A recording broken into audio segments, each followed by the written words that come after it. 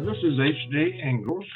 I'm back to read you another episode of Simply Stories, broadcast on the RUNUTS, what can I say, network. This episode is something that happened a very long time ago. It's a true story. Now to the story. Simple name, A Childhood Memory. This happened around 1943.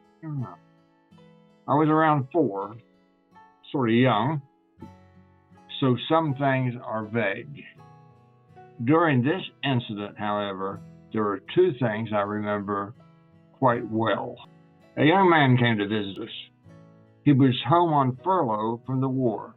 I had 6 sisters in their late teens and early 20s, so a young man wasn't unusual.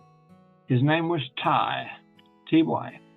One thing which I remember very well is that Ty was a big, strong man.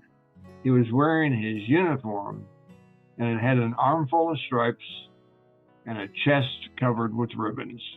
Ty was in the Army Air Corps and assigned to bombers in Europe. As an aside, in later years, one of my sisters told me that Ty was indeed a very big man. She also said that Ty was a real gentleman, and he was the most handsome man she'd ever known. Sisters for you. Ty was a nice guy, and he didn't want to ignore me, so he picked me up. This is where the second thing I remember comes into play.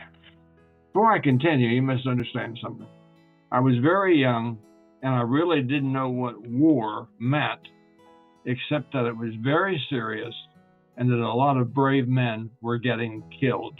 In other words, in my young brain, I knew that Ty was a brave man.